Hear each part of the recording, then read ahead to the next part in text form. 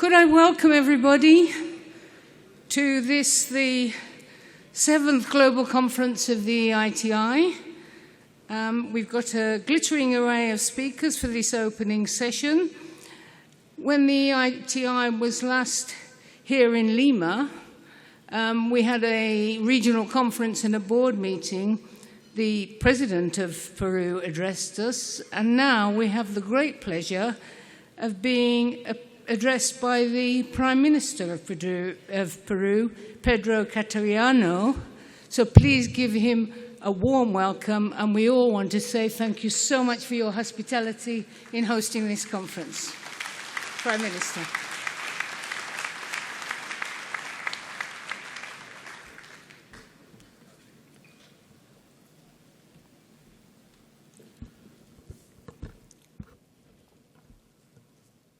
Señores ministros, señores viceministros, señores congresistas, señores empresarios, señores miembros de la sociedad civil, damas y caballeros. Deseo darles la más cordial bienvenida al Perú, en nombre de nuestro gobierno y del presidente de la República, a un país milenario y dueño de una geografía compleja y difícil, pero muy rica en recursos naturales que debemos explotar con responsabilidad y con pleno respeto al medio ambiente.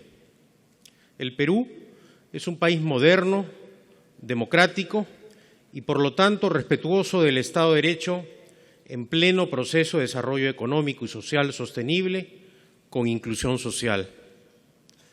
Nuestro país ha asumido la iniciativa para la transparencia en las industrias extractivas como un compromiso y una forma de resaltar la enorme importancia que para su economía tienen las actividades extractivas. Esta posición es permanente y se proyecta al futuro. Esto lo evidencia el compromiso asumido por el gobierno peruano, quien ha sido reconocido por AT Internacional como país cumplidor.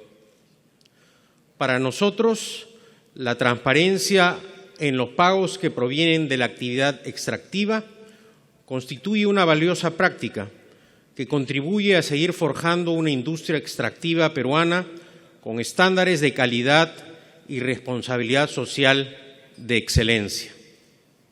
Para este propósito, en el marco de AT, los sectores gubernamentales, las empresas extractivas, mineras e hidrocarburíferas y la sociedad civil, a través de sus aportes y sugerencias, han logrado importantes consensos para implementar la iniciativa. En ese marco, permítanme compartir los principales hitos de esta importante experiencia peruana que estamos seguros contribuirá a cada uno de los procesos nacionales. Primero, la institucionalización de la Comisión Permanente Multisectorial de la AT, conformada a través de un esquema que incluye a la empresa, la sociedad civil y el Estado, bajo un enfoque de toma de decisiones por consenso, puede servir de referencia a nuevos países que pudieran replicar esta buena práctica de gestión. Segundo, desde el año 2009, AT Perú viene elaborando estudios de conciliación nacional que transparentan los pagos de las empresas extractivas al Estado y que cuentan con la participación voluntaria de las empresas mineras y de hidrocarburos.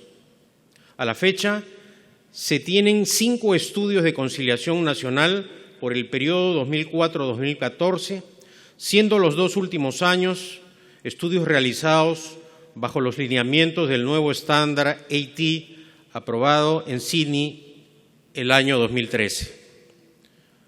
Tercero, a nivel subnacional, AT Perú viene implementando de forma efectiva y pionera a nivel mundial los procesos regionales de esta iniciativa en Moquegua y Piura, 2 regiones del Perú, una situada al sur y la otra al norte de nuestro país. En estos lugares se han instalado las comisiones regionales tripartitas con el propósito de realizar estudios de transparencia regional en los cuales se presenta información sobre la transferencia de recursos del Gobierno nacional hacia los gobiernos subnacionales, regionales y locales, así como información sobre el destino de los gastos realizados con estos recursos. En suma, nos complace compartir con ustedes este fruto de la coordinación, trabajo y proyección mancomunado de estos tres actores que evidencian un esfuerzo importante por dialogar y construir un espacio eficaz y eficiente cuyo fin es fortalecer de forma progresiva la transparencia del destino de los importantes recursos de las industrias extractivas. Damas y caballeros, al desearles éxitos en sus deliberaciones, declaro inaugurada la Conferencia Global de la Iniciativa de Transparencia de las Industrias Extractivas. Muchas gracias.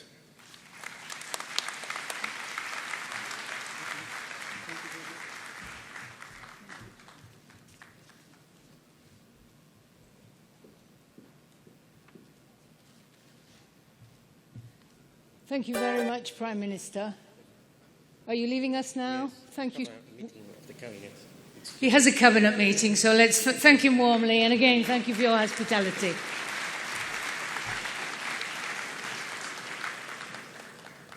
And could I say, it seems as though the French translation isn't working, if I saw what... So please, can that be sorted out? Because there's a whole group of people here who can't follow what's going on because they're not getting... So please, if someone from the Secretariat could sort that out. Welcome again to this 7th Global Conference. We have 900 registered participants from 60 countries.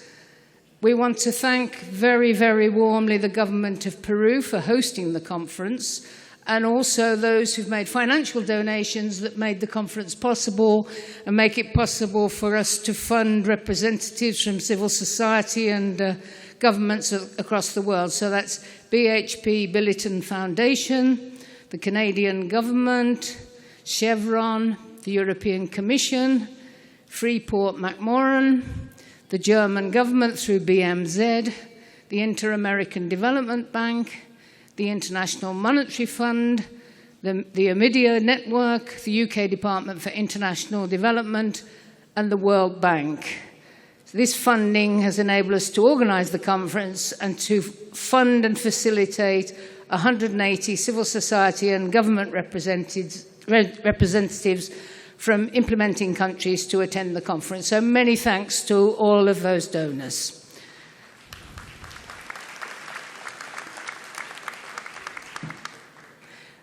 The EITI, I think most observers agree, has made remarkable achievements.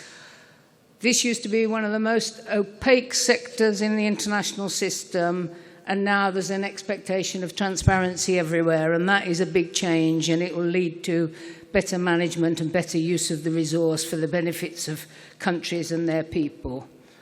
The progress that EITI has made has been documented in a number of publications that are being launched here at the conference. The refined EITI standard, the progress reports, and there's a brochure on how we move from recommendations to ensure reform takes place, and on the new commitments on beneficial ownership, the need to know who really owns the companies so that they pay their taxes and the country benefits in a proper way. But as I think all serious people know, the real work of EITI takes place in our 50 implementing countries. Sometimes people think it's the board, but it's not. It's really the work in country that leads to reform and the things that the EITI wants to achieve. And we're seeing reports have to meet the basic EITI rules, but be more and more attuned to the needs of each country. And the country's using transparency to get the reforms it needs in each particular country. And that's a maturing of the EITI in a way that's very welcome. But that said, I hope everyone will take the opportunity to visit the exhibition where there's 50 stands and each country is exhibiting what it's doing and explaining how it's using the EITI. So I hope everyone will find the time to go and visit and appreciate and learn from what is being achieved. So those are my introductory remarks. I now want to introduce our keynote speakers. And the first that we're very honored to have with us is Dr. Jose Ugas, the chair of Transparency International, who has a very brave and fine record of standing up for transparency and anti-corruption. So thank you very much, please.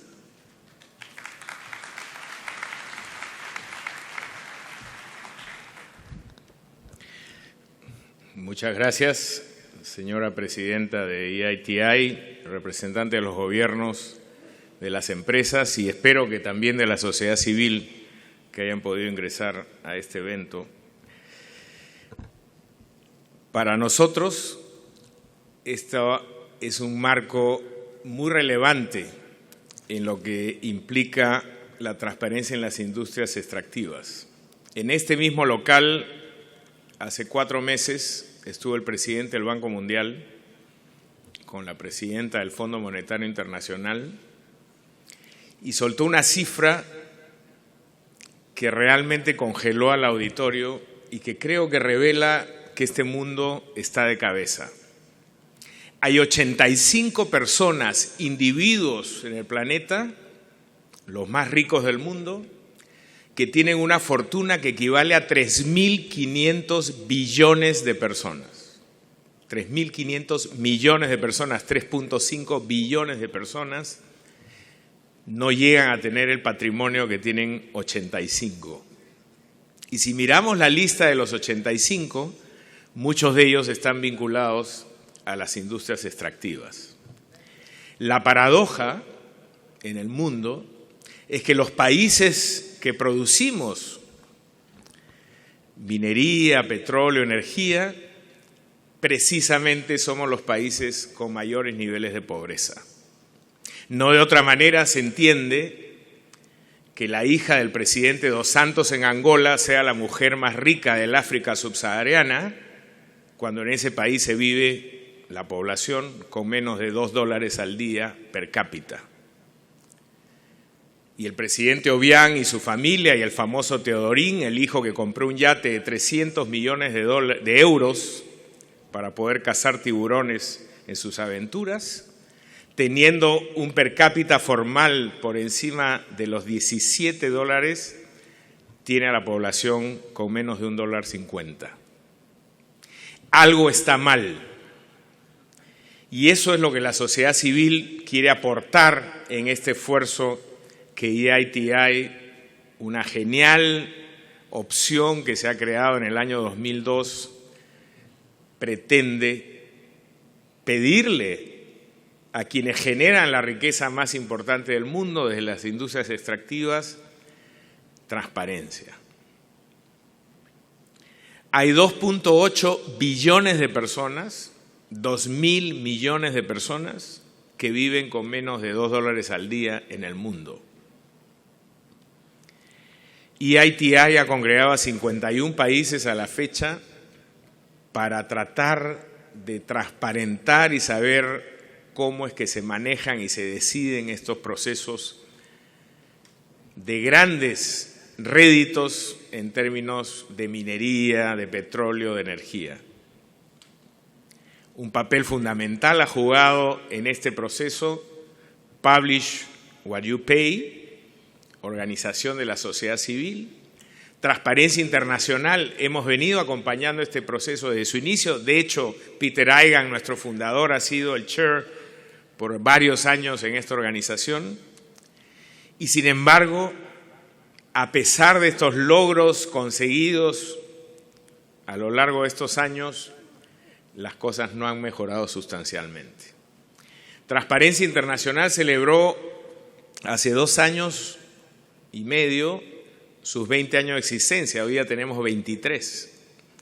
Y en la evaluación que hicimos en ese aniversario dijimos, bueno, se han conseguido cosas fundamentales. El tema de la corrupción está en el número 1 de la agenda, tenemos una convención de Naciones Unidas contra la corrupción, hay una convención interamericana, africana, asiática, etcétera. Hay mucho más herramientas, la OECD hoy día tiene una convención contra el soborno internacional, el G20, el G7, el G8, todos estos grupos. Ayer estaba en un evento de la PEC, que simultáneamente se está llevando en Lima, y hay un grupo de trabajo contra la corrupción. Y sin embargo, uno saca su cabeza por la ventana y lo que ve afuera es mucha corrupción. Hemos fallado, esto se queda en el nivel discursivo, la voluntad política no alcanza. Nosotros creemos que hay logros que tenemos que resaltar y sin duda alguna en estos 23 años de existencia de Transparencia Internacional y de otras organizaciones que vienen luchando por la transparencia, la integridad en las decisiones públicas ha sido muy relevante. Pero hoy día tenemos un fenómeno distinto que llamamos nosotros gran corrupción. Y la gran corrupción se caracteriza por 3 elementos fundamentales. Actores de gran poder político o económico, movilizando cientos o miles de millones de dólares que tienen un impacto en los derechos humanos de las personas que viven en los países que estamos no alcanzando el desarrollo. Y los ejemplos son, todos los días aparecen en los medios, son cientos, son miles. El expresidente Martinelli de Panamá, fugado hoy día en Miami, acusado de haberse llevado 5.000 millones de dólares. Obiang en Guinea Ecuatorial, robándole a su país cientos de millones de dólares, Dos Santos en Angola. Acabamos de tener el evento mundial más importante anticorrupción del mundo en Malasia y el primer ministro fue sorprendido el día que inauguramos el evento con 700 millones de dólares en su cuenta personal que no puede explicar de dónde sacó. Petrobras en Brasil, 3.000 millones de dólares aproximadamente. Y podemos seguir sumando. Yanukovych, los casos en China, en Rusia, etcétera. ¿Qué está pasando en el mundo que no somos capaces, a pesar de estos esfuerzos como EITI, de resolver los problemas fundamentales que a la larga tienen un impacto en los más pobres de nuestros países? Porque al final la corrupción es un impuesto que pagan los más pobres de nuestros países. Esta iniciativa, EITI, se crea por una razón fundamental. Queremos mayor transparencia en las industrias extractivas, queremos rendición de cuentas y que se nos explique cómo y por qué se toman decisiones y a dónde van esos dineros, y por supuesto queremos reformar aquellas prácticas que no son adecuadas. Yo no puedo dejar de decir que estamos en este evento en un país como el Perú, donde en las últimas 2 semanas han habido tremendos impactos ambientales, porque la empresa encargada de llevar el petróleo, aparentemente, las investigaciones lo dirán luego, no ha tomado las medidas adecuadas y hay centenares de personas de comunidades nativas que hoy día están sufriendo el impacto del derrame de petróleo en sus pueblos nativos. Esto afecta a su vida, su capacidad de subsistencia, de pesca, de ganado, de cultivos.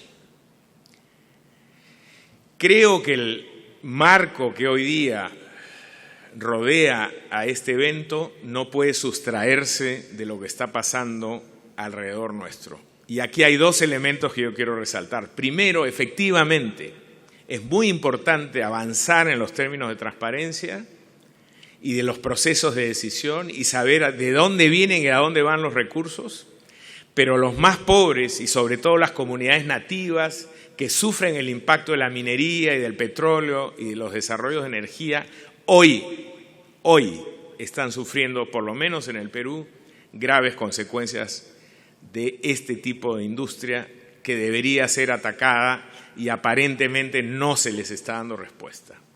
En segundo lugar, afuera hay una manifestación de la sociedad civil que considera que los problemas de gobernabilidad al interior de esta iniciativa no están del todo resueltos.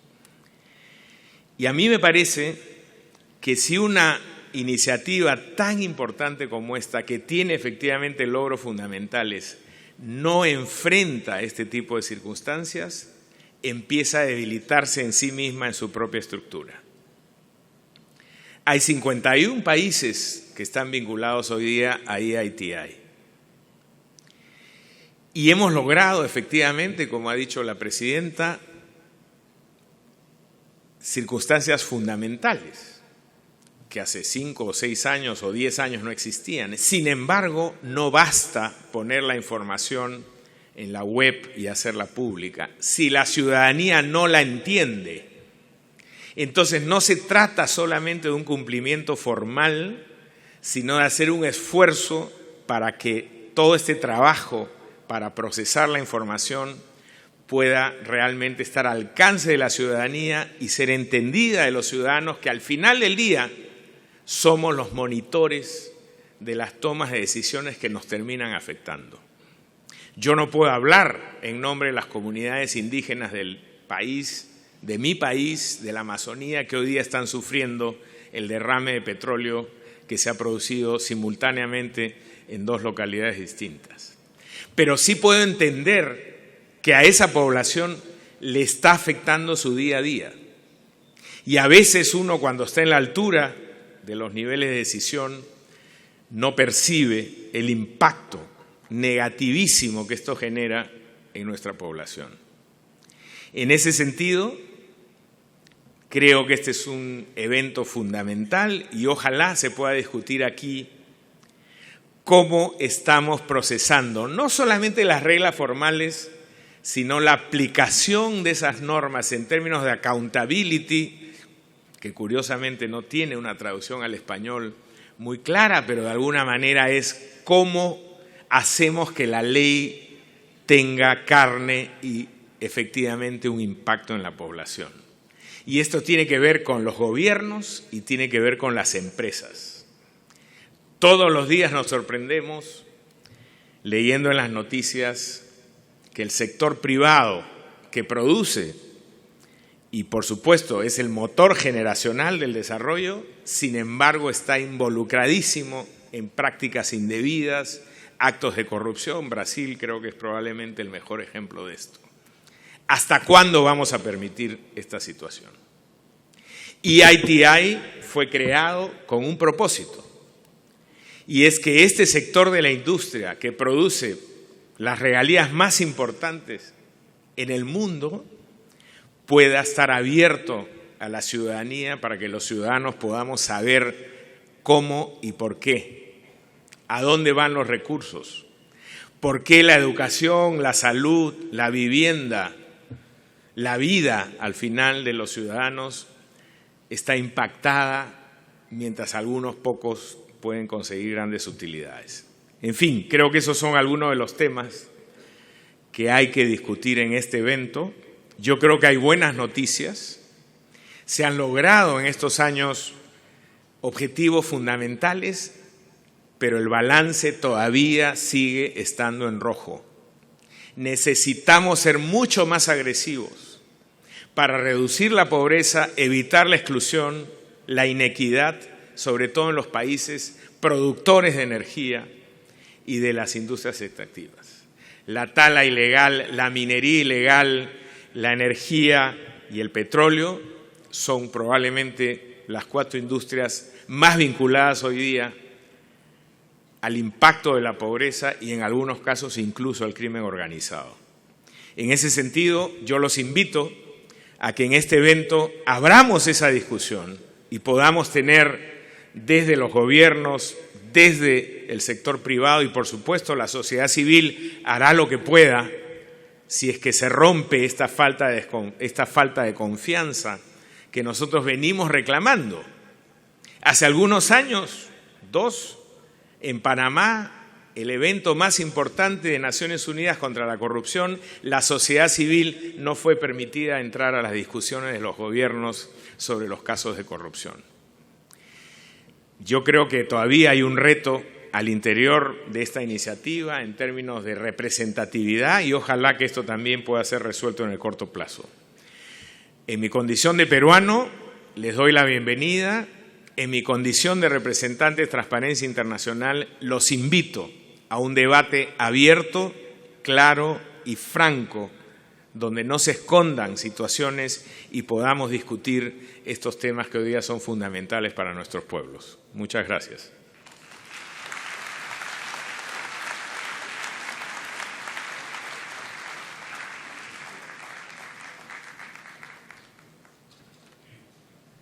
Thank you very much, Dr. Ugas, and thank you for your courage that you've shown over your career and continue to show in tackling corruption and challenging it wherever it may go.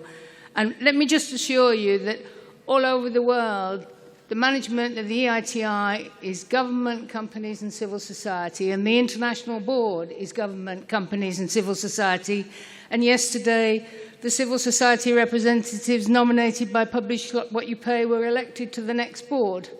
But of course, there's a discussion that needs to be had about how you get real representation of civil society coming up from the countries that are participating. That's the dispute. There's no question about non-representation of civil society, but they might have a contest about who are the best representatives, which is part of a democratic spirit, I suppose. But thank you very much, and thank you, as I say, for your courage. Our next speaker is Gary Goldberg, the President and CEO of Newmont. Again, all over the world, companies blame governments, governments blame. We bring everyone to the table, get the facts clear, share them with the public, so you get down to where the real reforms need to be made. So having the three parties working together is part of the key to getting serious, sustained reform. Gary, thank you very much for joining us.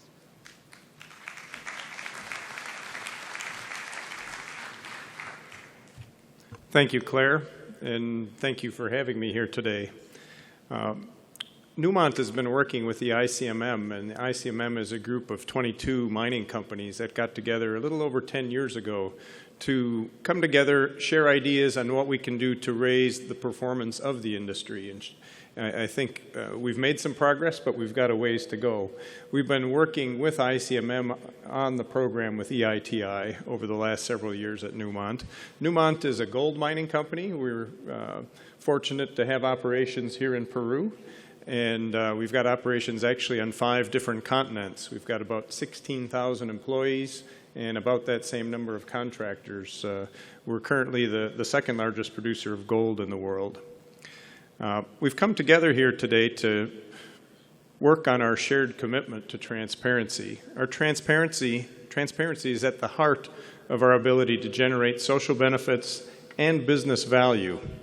We're committed to share an agenda to drive an even more meaningful transparency going forward. And I thought I might start with a couple of observations from my 35 years in the mining industry. My first observation is that transparency is critical to running a successful business. It underpins social acceptance that we need to invest and generate value over the long term as a business. And we have an important role to play as a catalyst for economic development, but we can't be all things to all people. Expectations differ from shareholders to employees to communities to civil society and to governments. We need to build trust to meet and manage those expectations, which relies on that transparency. We haven't always got it right. In the gold mining industry, for instance, we used a mechanism for displaying what our cash costs were for producing an ounce of gold. And as competitors, we always were competing to get the lowest number. But it didn't represent the true cost of how to produce, what it costs to produce an ounce of gold. And we've worked with the World Gold Council to come up with a new metric. But what it did along the way, it created an impression that there was a big gap between where the revenue was and where the actual production cost was. Now, we've closed that gap. But by doing that and changing, it makes governments wonder, why are you changing how you report? it makes communities wonder. So I think the whole aspect of getting revenue reporting out in the manner that we're doing it through EITI is helpful in getting the correct message across, because at the end of the day, business is not trusted with the numbers. I've got an example in Ghana, for instance. They don't trust the mining companies' production numbers. They would rather get it from the refineries, who they believe would give a better figure in terms of what the actual production is that the miners are producing. The odd thing is, though, we actually own the refineries, so it comes back to who do you trust? They believe a different party than who we are along the way. So it's just an important point for me to make. I think the other challenge we have is the challenge we have in a cyclical business. Whether you're in oil and gas, whether you're in mining, our prices go up and prices go down. So how do you build something that's sustainable and can work through all those cycles and not just take a look at when things are at the peak to try to get more? You want to have something that works for all the parties through all the cycles. I think engagement with EITI helps us progress standards and clarify what our contributions are as we build trust. My second observation is that transparency is a means to an end, but not an end unto itself. Reports are important, but they're only useful if we follow up on the actions that get recommended from those reports. EIT reports include recommendations for how reporting can be improved, but more work needs to be done. There's 45 countries currently reporting, and fewer than 10% of the EITI recommendations have been implemented to date. Data is backwards looking, and recommendations focus on future improvement. Ghana is a good example. 19% of total tax revenue from mining in 2013, or came from mining in 2013, and from 10 regions which are subdivided into 275 districts. 10% of royalties go to districts, including traditional landowners and host communities. Based on EITI reforms, money's been redirected to host communities and long-term development. So we've seen some good progress in Ghana. Also here in Peru, host communities are in it for the long term, and payments need to benefit them. 5.9 billion in revenues from extractives came out here in Peru in 2013 from 25 regions, 200 provinces, and 2,000 districts. 50% of the revenues go to the regions. 3/4 of that amount is distributed to the provinces and to the districts. National EIT reports show how subnational transfers are calculated and dispersed, but I think the key is, I think we've done a good job nationally, how we take it to subnational and get a better clarity of how those funds are being shared and distributed back into the areas that we impact the most is important. My third and final observation, it takes broad engagement to implement effective reform. There's low levels of trust for government and business, and higher for institutions of civil society, religious, and academia. We all have something to contribute and to learn from each other, so I like the concept of how we're represented here in EITI.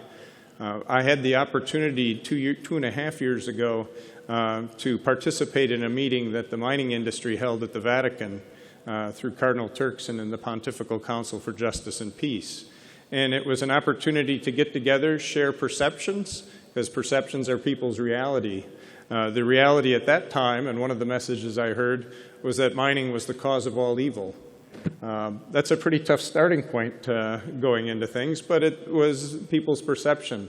We actually have taken the opportunity since then to sponsor visits by different groups to our operations, and not just Newmont's, but different members of ICMM in Peru and in Ghana. And through that, it starts to help address some of the misperceptions, but also it's a dialogue. And we're listening and learning and what we can do to improve. We surely haven't gotten it right, and we need to continue to listen and learn to improve our performance. I think the key is, and not just improve our performance, but also to work together towards the common good. The same principles apply here. EITI provides the needed forum, the standards, and the recommended reforms to ensure that revenues reach the people who are most impacted by mining.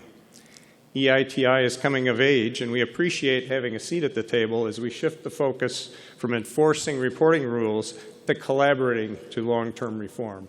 Thank you very much.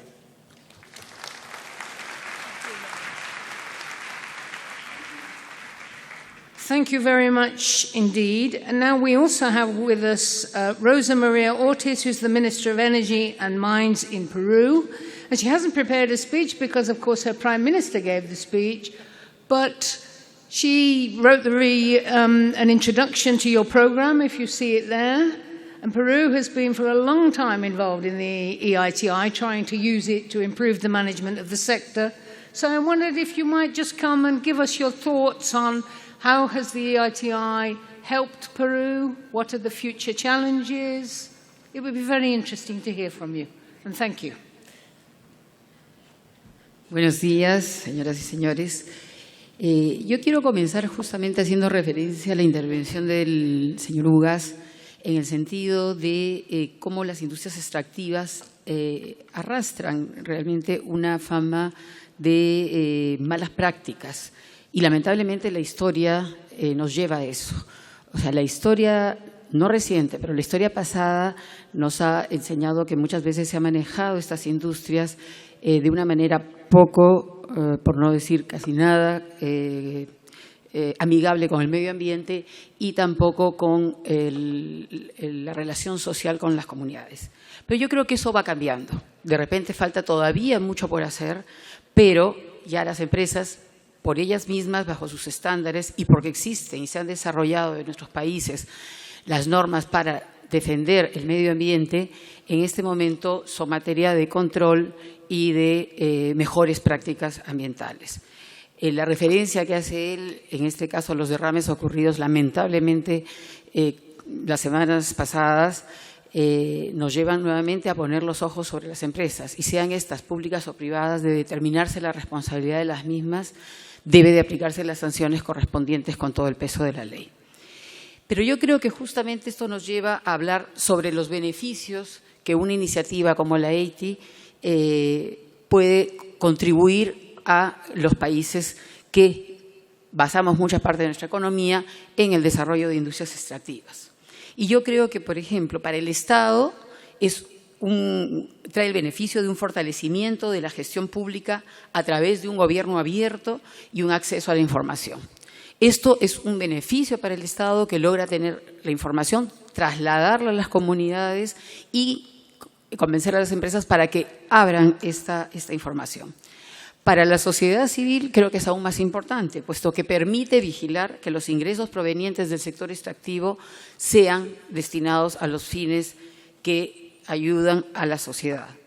Contribuye además al debate público y ayuda a tomar decisiones adecuadas para el desarrollo sostenible local y regional. En este momento todavía creo que eso está en un proceso, porque en este momento lo que hay es simplemente un traslado de la información, cómo esta ingresa al ente recaudador y cómo se distribuye a través de las regiones. Creo que hay que trabajar más en que una vez recibida esta información por la sociedad civil, esta tenga el empoderamiento suficiente como para controlar a sus autoridades y hacer que el destino de estos fondos sean bien utilizados y no muchas veces en obras hasta monumentales, pero que no tienen un real sentido para la población. Y para la empresa también trae beneficios, puesto que mejora su reputación y la imagen empresarial tanto a nivel nacional como mundial. Permite que las empresas justamente transparenten toda la información de los ingresos que reciben, de los beneficios y de las contribuciones que estas generan para los estados, y eso las hace hacerse más respetables, así como fortalece también su relación con el entorno social. En ese sentido, yo podría decir que en el Perú las fortalezas que el EITI nos ha permitido desarrollar y que además el gobierno en este caso pone todo el esfuerzo, es justamente el compromiso del gobierno peruano a través del Ministerio de Energía y Minas con la promoción de los propósitos de la EITI en el Perú. Acá hay un compromiso del Estado para seguir trabajando con esta iniciativa de transparencia. Contamos también con la participación de los representantes de la sociedad civil, universidades y organizaciones de forma permanente. Y hay un interés de las empresas para participar en una forma mundial y nacional.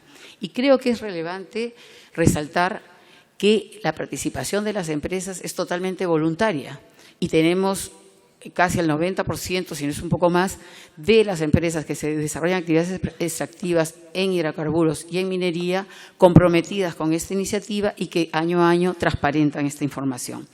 Creo que estos tres elementos que he mencionado, el compromiso del Estado peruano, la participación de los representantes de la sociedad civil y el interés de las empresas por participar en la iniciativa constituyen fortalezas del EITI en el Perú.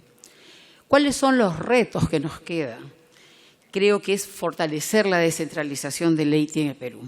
Se ha mencionado ya que nosotros hemos avanzado de la información a nivel central o nacional a establecer dos iniciativas regionales y vamos a seguir avanzando. Ya estamos en conversaciones tanto con el Gobierno Regional de Arequipa como con el de Loreto para seguir avanzando, porque creo que es a esos niveles a donde se debe llegar la transparencia de la información y a donde se va a poder trabajar mucho mejor en el control y en la vigilancia. Igualmente creo que nos queda todavía por mejorar la difusión y sobre todo promover más el debate público. En esa línea tenemos, y ese es el compromiso hacia adelante para seguir trabajando con esta iniciativa del EITI. No quiero dejar de mencionar los hitos en los que ya de alguna manera lo dijo el Premier en su discurso inaugural, hemos avanzado en el Perú, pero que pueden servir de ejemplo para otros países que todavía están en el camino. Y yo creo que sobre todo, habiendo pasado nosotros por primero la Constitución, la incorporación, el ser luego declarados país cumplidor por haber cumplido con todos los requerimientos que para ello establece el EITI, creo que es muy importante haber pasado ya de los estudios de conciliación nacional a los procesos EITI a nivel regional. Yo creo que en este sentido hemos tenido una iniciativa pionera a nivel mundial, tanto en Moquegua y Piura, instalando las comisiones regionales del EITI con el propósito justamente de realizar los estudios de transparencia regional en los cuales se presenta la información sobre las transferencias acreditadas del Ministerio de Economía y Finanzas hacia los gobiernos subnacionales, regionales y locales, así como los datos de los destinos de los gastos realizados. Y es ahí donde la sociedad civil tiene que tener una actitud vigilante y poder contribuir con sus apreciaciones y sus comentarios a mejorar esta utilización. Eso es lo que quería decir y muchas gracias a todos ustedes.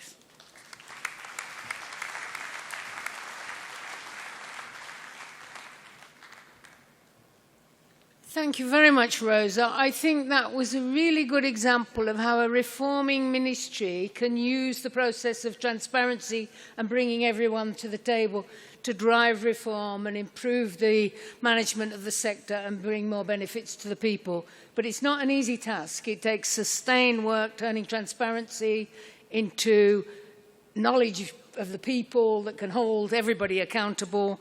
But you're on the way, and congratulations for all you've done. And thank you very much for your contribution. Now I'd like to ask you to thank our speakers before we turn to a video about the achievements of the EITI, and then I'm going to have the very pleasant duty of awarding some of our exemplary countries who've done work that shows how EITI can be used to drive reform in the way Rosa has described. So can we thank very warmly our panel of speakers.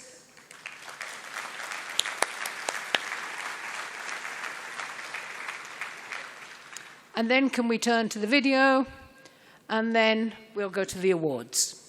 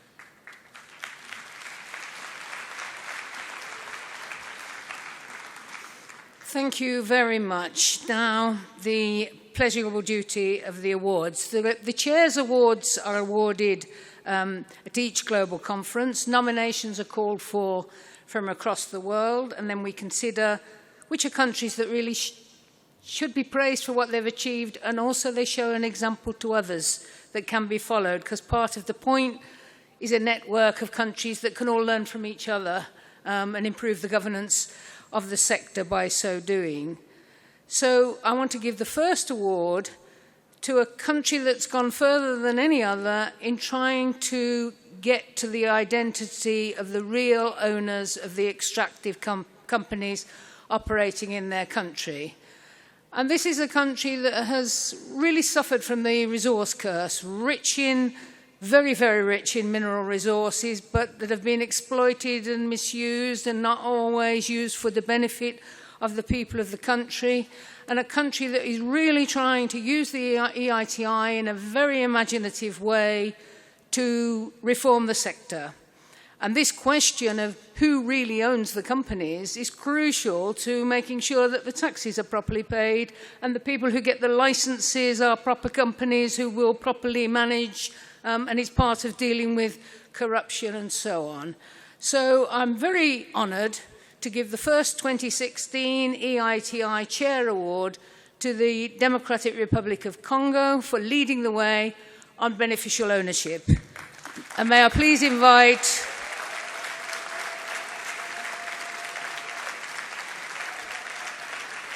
That's right, they deserve all the praise. It's not easy, but they're making progress.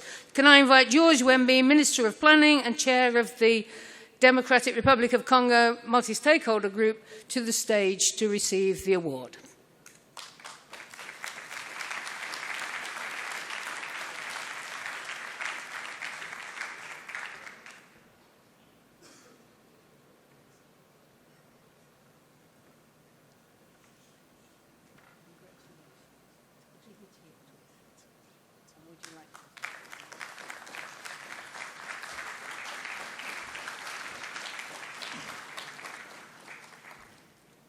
Merci beaucoup, Madame la Présidente de l'ITI.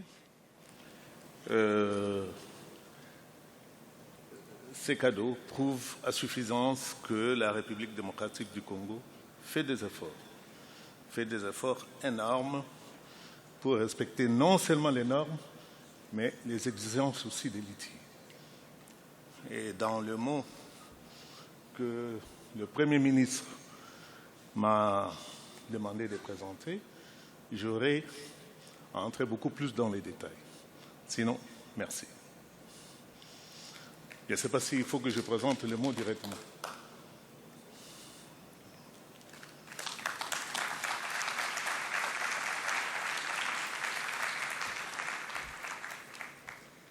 Thank you, and congratulations to all the team in the DRC for the very important work you've done. If you'd like to take a seat, we can take a photo of all the award winners at the end. You want to make a speech? Okay, yes. He's now going to make his speech.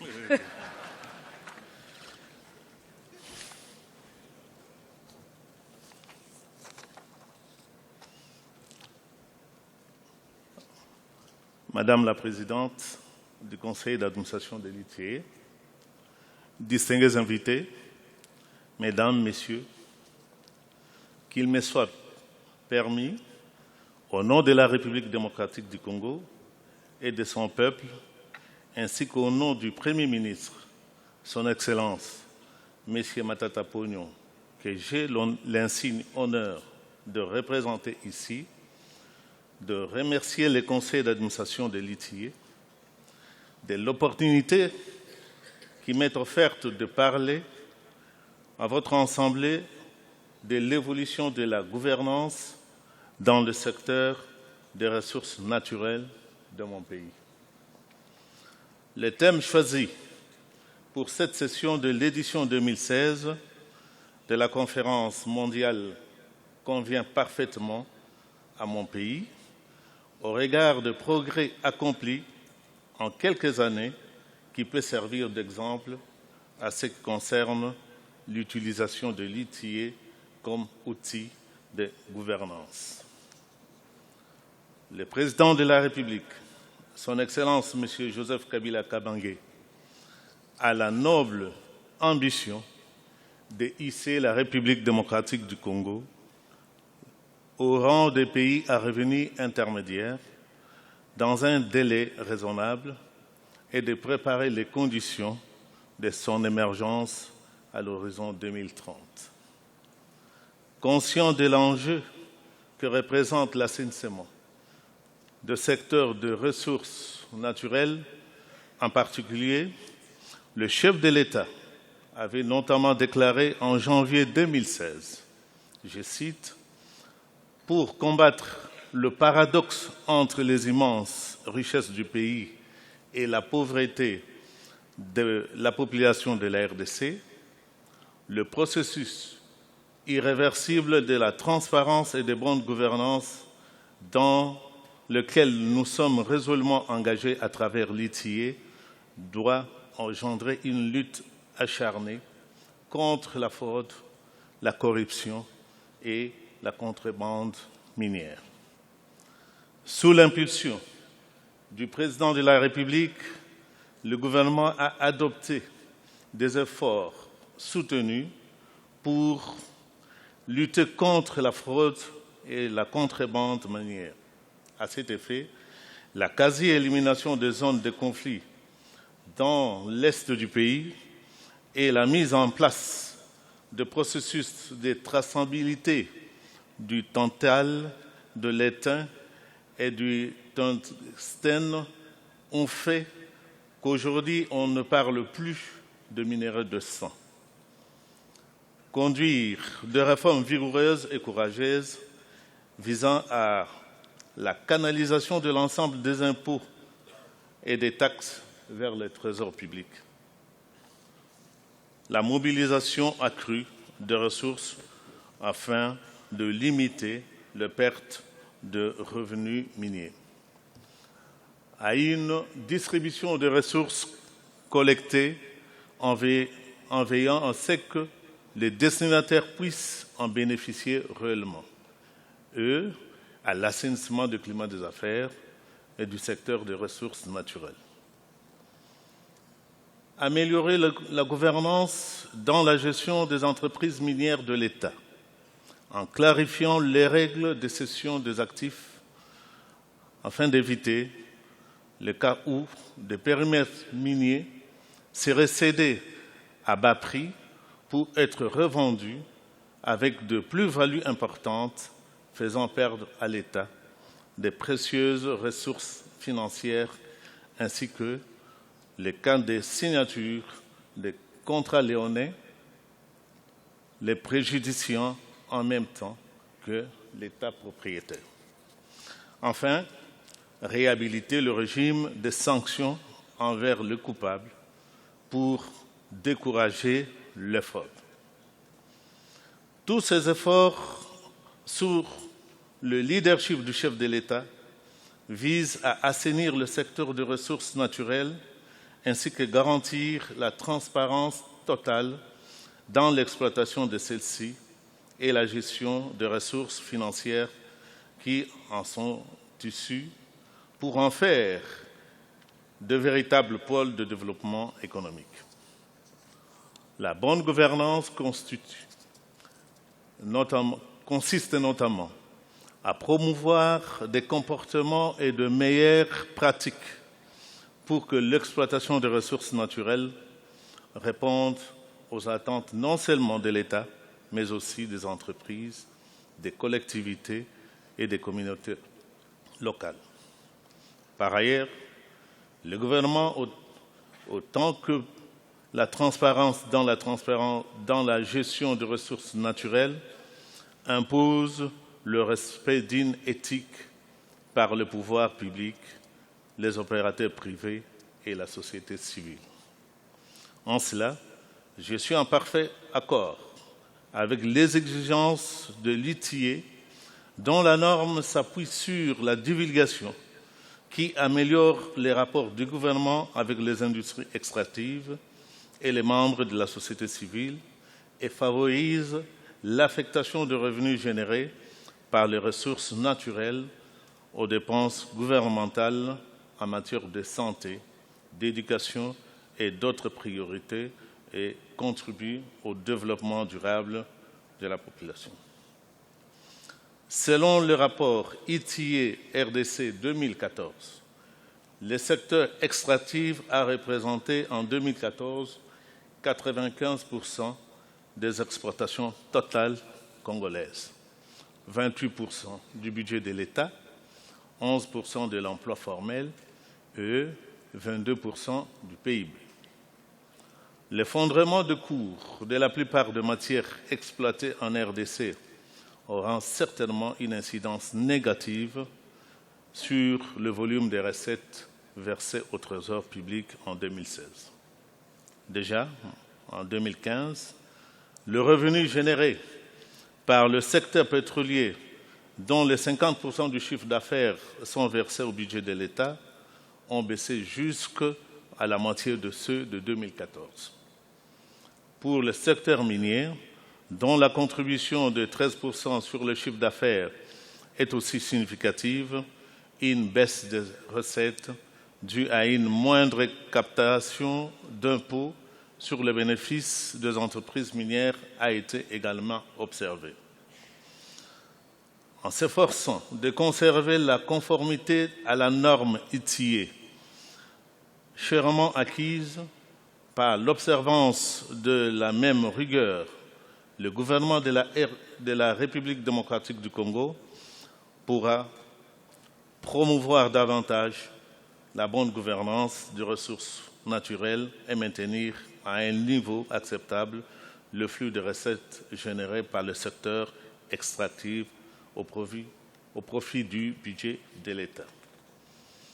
Madame la Présidente du Conseil d'administration de l'ITA, distingués invités, Mesdames, Messieurs, une gestion saine et responsable des ressources naturelles de notre pays au service de sa croissance et de son développement va contribuer efficacement à la réduction de la pauvreté.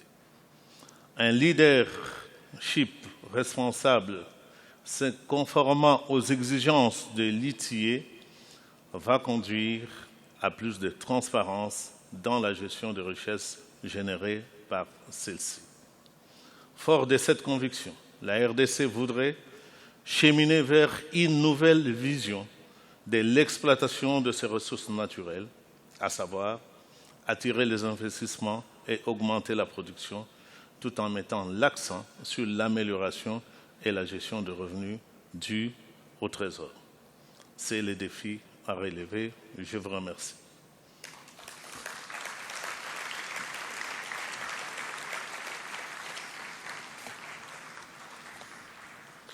Thank you very much. Please take a seat so we can have a photo. Thank you, Minister, and please give our thanks and congratulations to your Prime Minister. I know he's been one of the drivers of using the EITI for this reform agenda that you've described. So, and congratulations to the whole DRC team. Your achievement is very great and you're entitled to feel proud of yourselves. Though, of course, there's more to do, but that's true everywhere. The second award reflects the theme of this conference and has been said by earlier speakers. Perhaps in the first phase of the EITI, there was a lot of pressure on countries to meet the rules, produce the report, send it to headquarters. And sometimes the EITI, it was important because that was bringing everyone to the table and getting an expectation of transparency. But sometimes the EITI was living too much in its own silo and the reports were sort of being generated almost for their own sake. As someone said earlier, it's transparency in order to get better management, not for its own sake. So this theme of from reports to reform, using transparency to get better accountability to get reform, which is the theme of the conference, is highlighted by one country in particular who used its reports as a diagnostic tool, found that local monies were not being properly accounted for and spent, and reformed to improve that matter. So great congratulations are due to the Government of Ghana, and I'd like to invite the Honourable Mona Quote, Deputy Minister of Finance of Ghana, to come to the platform and receive her award.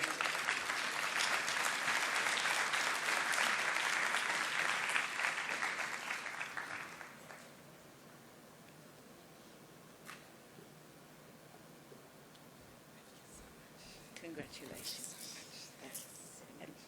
Can you manage that? Do you want to? Thank you.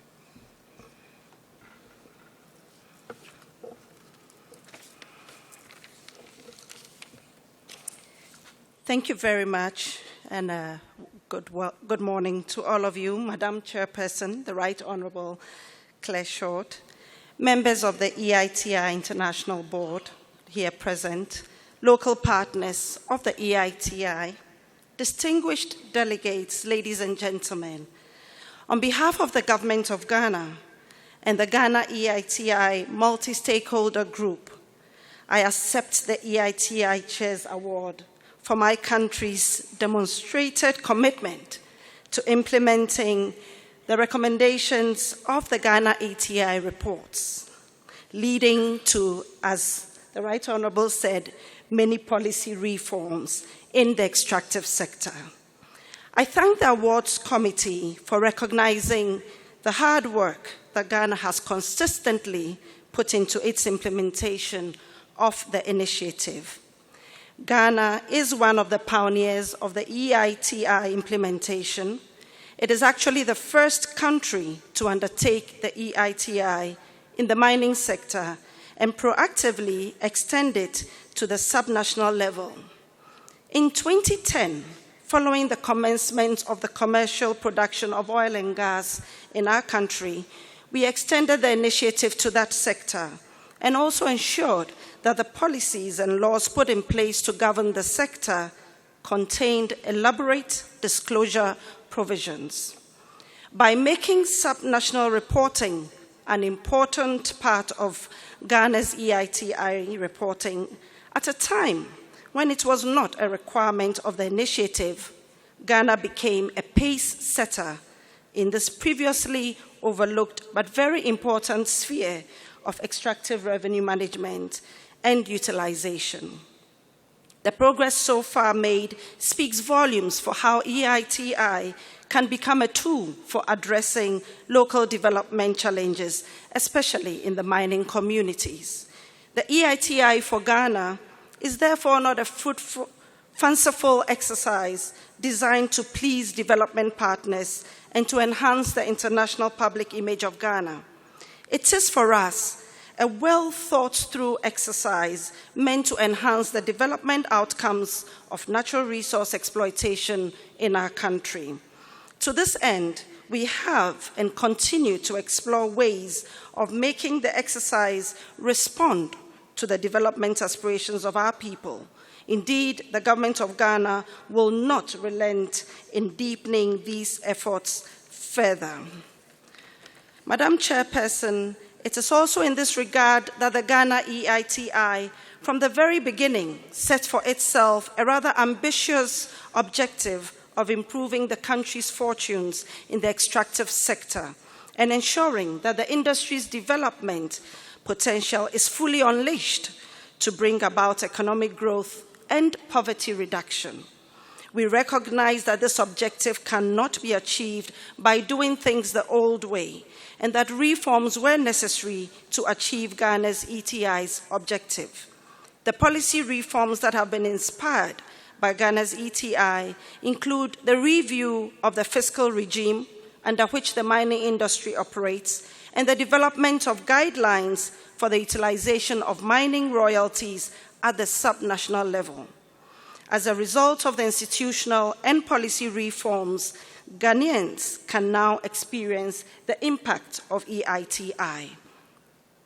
Madam Chair, one of the most critical findings from the first Ghana EIT reports was the abysmally low rate of ground rent paid to landowners by mining companies in the country. The increase in the rate, which was a Ghana EITI recommendation, was finally approved by Parliament in December 2014. And I dare say that it's gone up very high.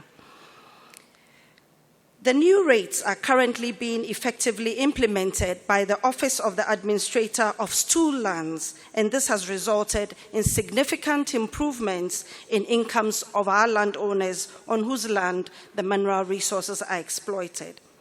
Also is the revelation of a seeming misapplication and in some cases outright abuse of the share of royalties remitted to host districts. In several instances, these remittances have been used to finance recurrent expenditure to the near neglect of development or capital projects. This, in a sense, partly explains why most mining districts in Ghana have little to show for the decades and in some cases over a century of mining.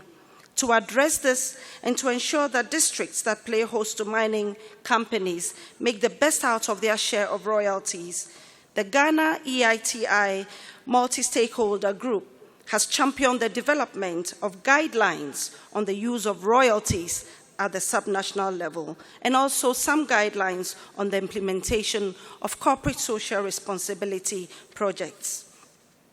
Let me conclude by thanking the Ghanaian civil society organizations, the mining companies that operate in Ghana, and the international oil and gas companies who, through their own volition, have supported our quest for transparency and accountability in the mineral and now oil and gas sectors.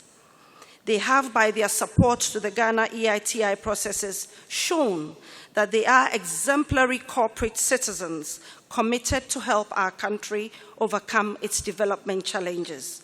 We are inspired by the award and will maintain the momentum of the EITI implementation, and for that matter, the dialogue on accountability, transparency, and good governance in general to ensure prudent and sustainable management of our natural resources. Madam Chairperson, we thank you, and I thank you all for your kind attention.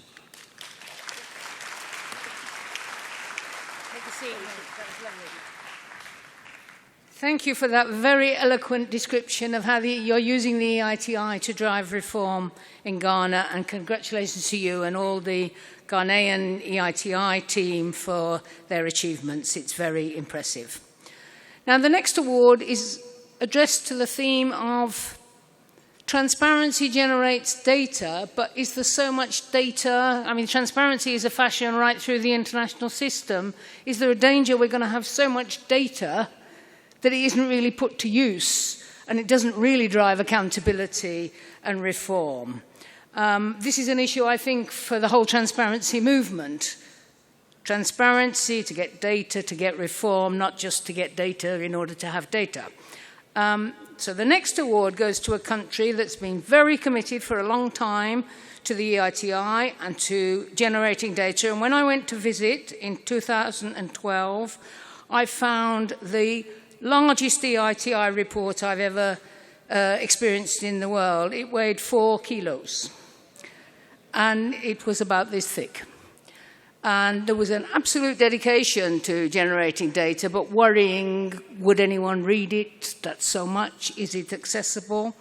Well, they've moved from there to create a very impressive interactive tool that makes all the data accessible, but people can read it, where it is, what part of the country.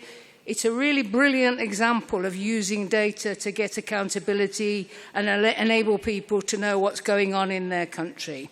And I do suggest that you all might take a look at how they've done this, and it might be an example for other countries. So I would like to praise and honor Mongolia for what it's achieved in this regard, and to invite to the stage for his award the Honorable Rentsendu Jigjid, Minister of Mining in Mongolia. Well done, Mongolia.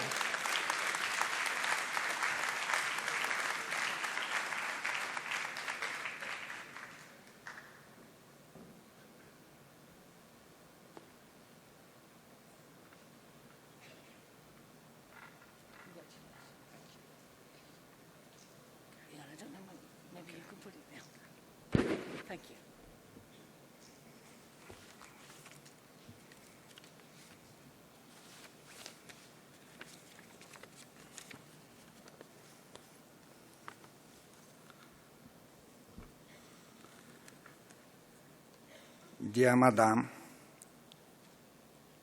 EITI Class Short, dear ladies and gentlemen, dear guests and delegates, I express my sincere gratitude on behalf of Government of Mongolia and our delegates to the Government of Peru, EITI Board, and EITI International Secretariat for joint organization this conference and for opportunity given to Mongolian representatives to share experience with EITI implementing countries, discuss recommendations, and make decisions. We are very much delighted with another EITI Chairman's Award for our EITI electronic reporting invented and updated web portal in 2015. Our country has more than 100 years of history of mining sector development. Its role and contribution to national society and economies are increased all the time now. By the end of 2015, the sector has represented 20% of GDP, 80 to 90% of export, and 67.7% of industrial output, and it became a leading economic sector. Mongolia is implementing EITI, and this is the 10th year. For this period of time, we have produced and published 9 reports, disclosed contribution and achievement of this sector, and presented in transparent way. The National Council, which has duties to lead and oversight implementation EITI in Mongolia, was established in January 2006, and all consecutive governments have continued implementation of EITI. Now, during this government, Prime Minister of Mongolia serves as Chairman of National Council, and I am as Deputy Chairman, and Senior Advisor to Prime Minister works as Secretary of Council. Also, there is a working group with duties to fast coordination and trigger progress is functioning. The National Council and Working Group are equally represented by government, company, and civil society. And 3 parties have equal rights and duties, have a good example of tripartite cooperation. The Memorandum of Understanding on EITI, tripartite cooperation between government, company, and civil society in Mongolia, was concluded in April 2007 to have purpose to clear tripartite cooperation functions. The number of reporting companies for EITI is increasing from year to year. For illustration, 64 companies reported for 2006. Now, 992 companies reported for 2014, as well as the number of companies in... Is it really making a difference on the ground country by country? And we need to put more focus in the next phase on the impact. So the next award and the last award is for a country that has recently signed up to the EITI, and there's been lots of contestation in that country about mining and criticism of destructive effects of mining. But this country joined the EITI very recently and has produced its first report and is really showing the way in which EITI reporting can address some of the problems, particularly with indigenous people, and has done a startling job in its first report from which others can learn. So I would like to congratulate the Philippines, and I'm honoured to invite the Honourable Cesar Purisima, Secretary of Finance of the Philippines, to come to the stage and receive their award.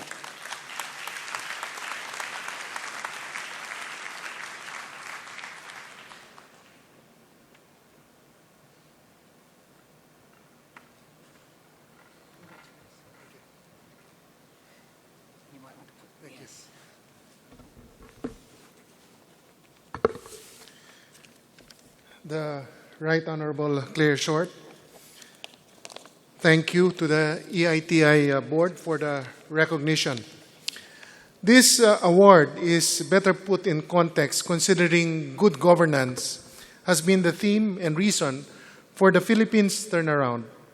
Running a 5-year 6.2 average growth rate and 24 positive credit rating actions, the most among any sovereign, the former sick man of Asia is likely to catch a cold when giants sneeze. In fact, it is now considered among the bright spots in Asia. With confidence regained, we are still on the cusp of unlocking the incredible potential of the Philippines, specifically in terms of the extractive industries.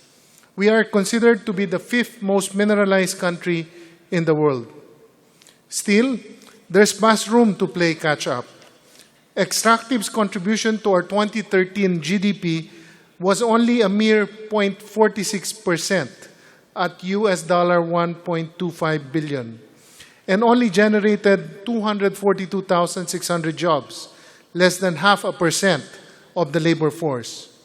Figures which I think can improve by a lot if we are going to look at extractives as the Philippines emerging as a 4th leg of growth behind remittances, business process outsourcing, and tourism. So how do we leverage responsible resource extraction to spur development?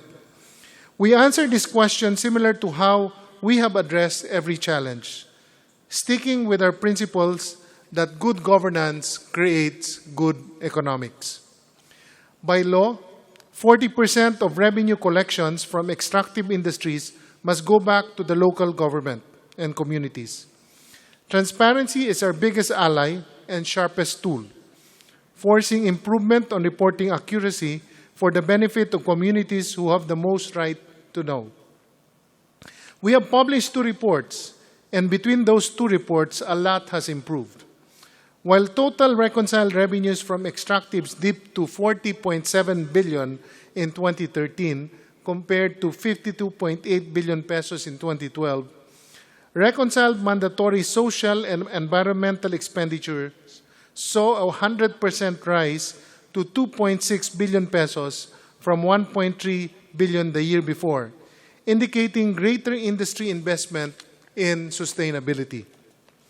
More importantly, variance between industry-reported and government-reported revenues went down from 0.11% of the reconciled amount in 2012 to a tiny 0.01% in 2013.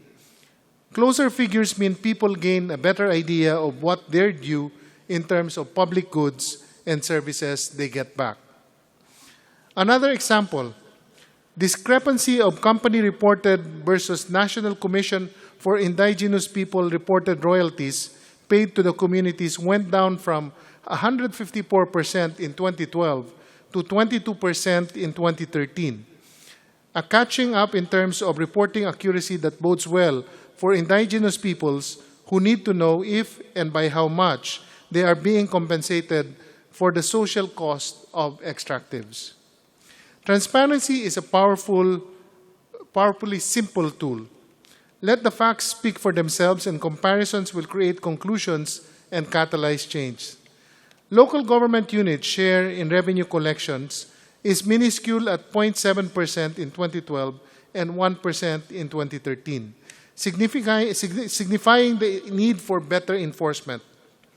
More alarmingly, unexplained variances between company-reported payments and LGU collections stood at 14.3% in 2013, up from just 4.7% in 2012, underscoring the need to improve reporting and monitoring systems. So, going back to the question of how extractives can responsibly contribute to inclusive development, I believe the journey starts with government transparency and ends with citizen engagement. There are two sides of the coin: open government and active citizenry. Moving forward, we intend to commit growing our large stakeholder group at 387 local stakeholders and empower these dialogues to further policy reforms.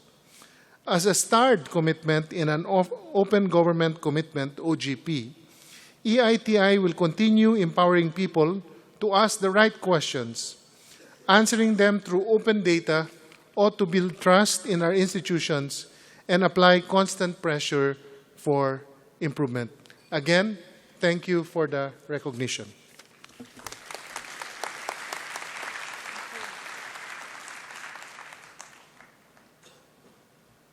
Thank you all very much. I think this was a really practical example of how the EITI can be put to work and drive things forward in a way that shows the potential value. If we could have a photo with our award winners, and then we'll move on to the next session, the board reporting back. Have we got a photographer?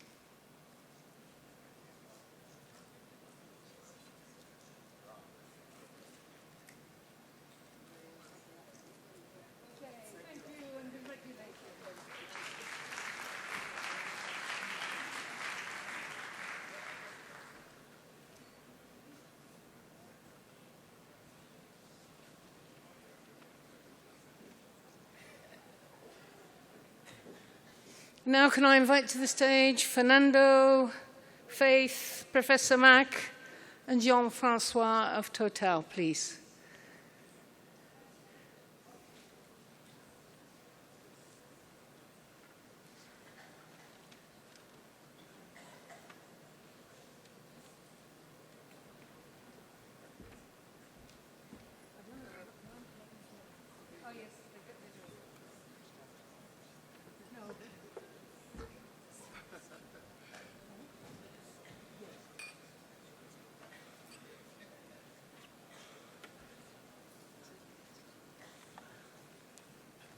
Well, here's Professor Mack, and I hope Faith is coming soon.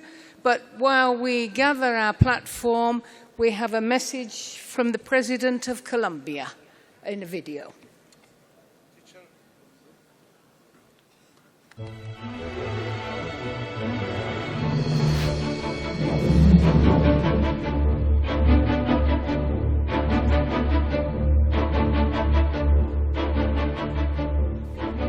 Apreciados amigos de la Conferencia Global de Haití, quiero en primer lugar felicitarlos por la realización de esta conferencia y enviarles un efusivo saludo, en especial a nuestros amigos del Perú, como anfitriones de este evento. Gracias también por permitirme este espacio para compartir con ustedes brevemente algunas reflexiones. En Colombia hemos venido fortaleciendo nuestra institucionalidad para ser un país más competitivo y para consolidar un Estado que se adapte aún mejor a las nuevas realidades sociales y económicas. Este fortalecimiento institucional ha incluido, en particular, la implementación de reformas orientadas a garantizar que la riqueza del subsuelo nos ayude a combatir la pobreza y la inequidad que infortunadamente persisten en la superficie. Somos conscientes de que los recursos del subsuelo les pertenecen a todos los colombianos y son fuente importante de desarrollo para el país. Y por eso estamos decididos a protegerlos y a garantizar su mejor uso. Con esa convicción, hemos trabajado para tener unas instituciones mineras y petroleras más sólidas, mejorando la transparencia en el sector y adoptando las mejores prácticas de gobernanza. Asimismo, hemos hecho esfuerzos para mejorar el diálogo con la ciudadanía, con las comunidades, en la búsqueda permanente de hacer compatible la minería con el desarrollo sostenible. Eficiencia, transparencia y participación son palabras que resumen nuestro trabajo de los últimos años y son las mismas palabras que promueven ustedes en la iniciativa para la transparencia de las industrias extractivas. Para nuestro país es muy satisfactorio ser parte de esta iniciativa y me alegra poder decir que vamos avanzando en el cumplimiento de los requisitos del estándar en materia de seguimiento y trazabilidad de los recursos de las industrias extractivas. Y sea el momento de agradecer a todos los que hacen parte de esta iniciativa en Colombia, a las organizaciones de la sociedad civil, a las empresas que voluntariamente mostraron interés para proporcionar la información, a los gremios del sector y también a las instituciones del gobierno que han participado en el proceso.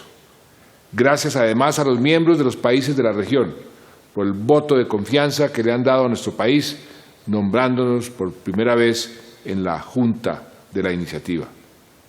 Este gesto de respaldo incentiva nuestro compromiso con el fomento de la transparencia y de las mejores prácticas, más aún en medio del momento histórico que vivimos los colombianos, cuando estamos cerca a poner fin a más de medio siglo de conflicto armado interno.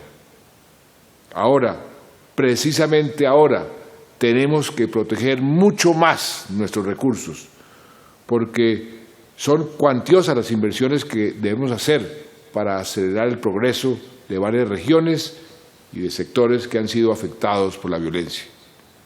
Por todo esto, para Colombia, formar parte de este grupo no solo es un privilegio, sino también una oportunidad para avanzar con firmeza hacia la paz y hacia un desarrollo sostenible, social y ambientalmente.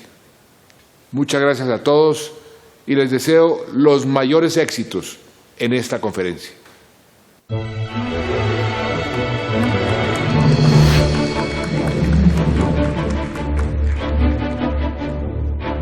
Thank you very much to the President of Colombia. Now, just before your lunch, we're going to do a short report back from the partners that sit on the international board, as well as the boards in countries, companies, governments, civil society, to give some report back on the work of the board since the last conference in Sydney in 2013.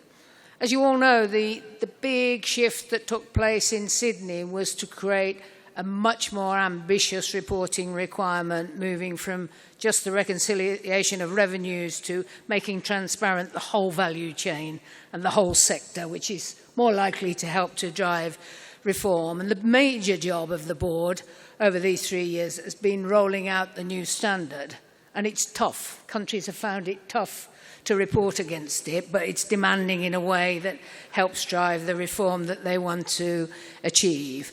So there's been not lots of new rulemaking in this period, but some refinements of some of our requirements as we learn from the reality of countries reporting against the new standard.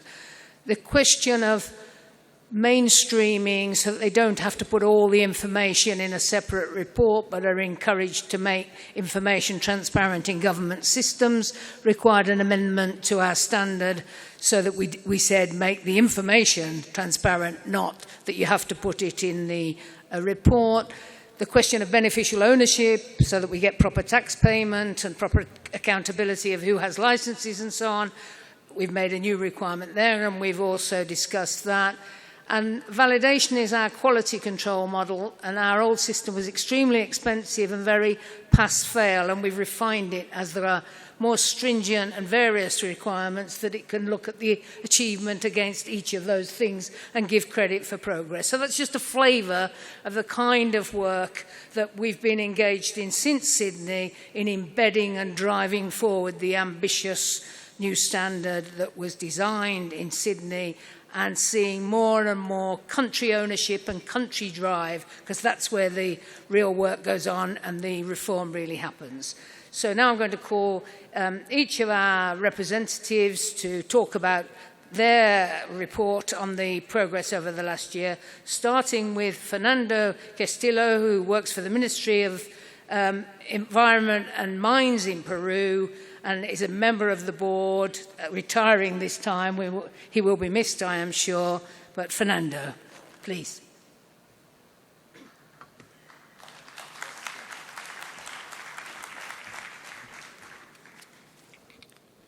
Muchas gracias, Claire. Muy buenos días con los señores asistentes a esta jornada de la 7ª conferencia.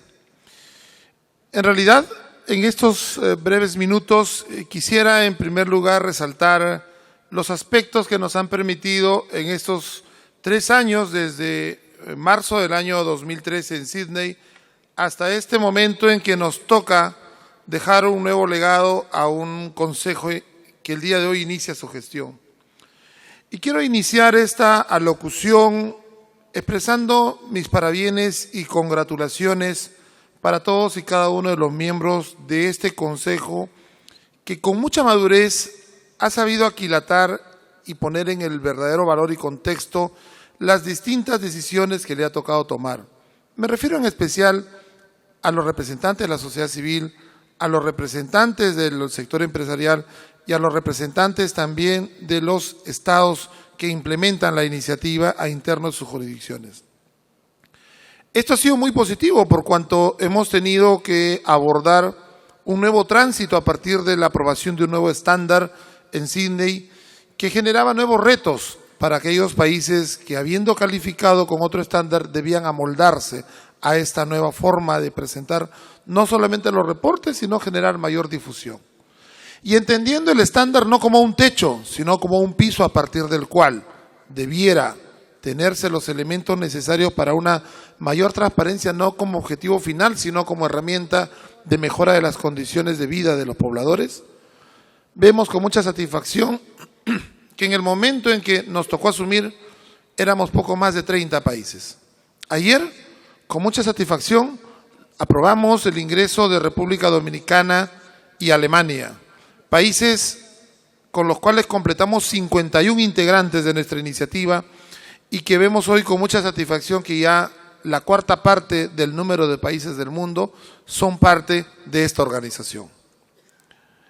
En ese lapso de tiempo, no solamente se han aprobado normas, se ha consensuado de manera bastante articulada entre las partes cómo dar los pasos siguientes, cómo involucrar los nuevos elementos, cómo manejar las nuevas corrientes que exigen mayor dinamismo, mayor participación y mayor detalle de lo que Haití debe hacer.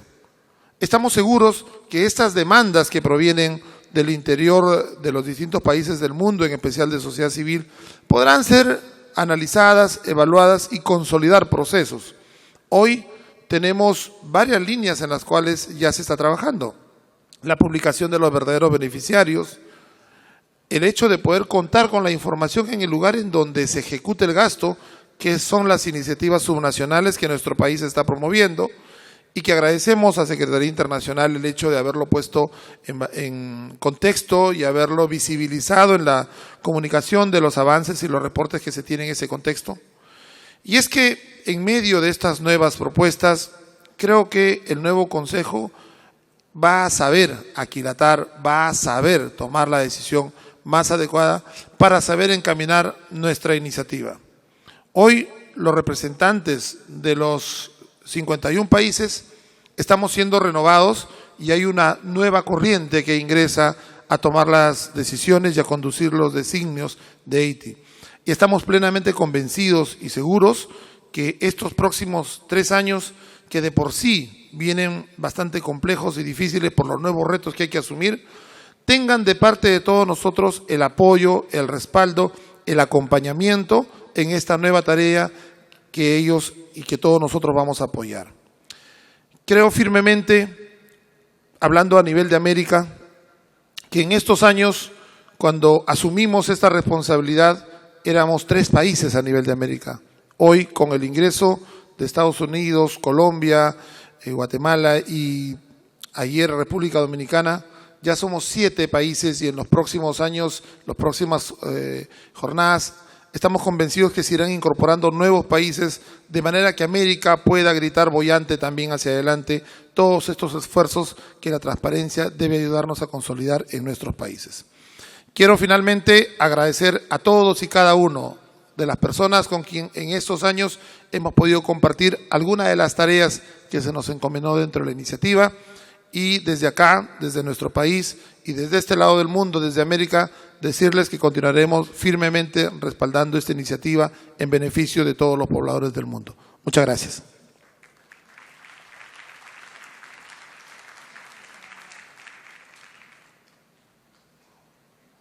Thank you so much, Fernando. Thank you for hosting us, and thank you for all the work you've put into the EITI, both in Peru and on the international board. Thank you. Our next speaker is Professor Mark Dumba, who's the National Coordinator from the Democratic Republic of Congo. He was an alternate member on the last board, and he's a full elected member of the new board, and a very dynamic national coordinator trying to drive forward the work in the Democratic Republic of Congo. Professor Mack, do you want to speak from here or from your chair, whichever you prefer?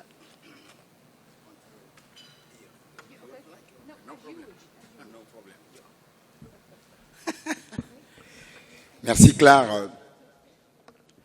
Je voudrais ici d'abord me féliciter de toutes les réunions qui sont prévues. Il y a, Madame Clarchot l'a dit aussi, la réunion qui est la plus importante, c'est la réunion des parlementaires.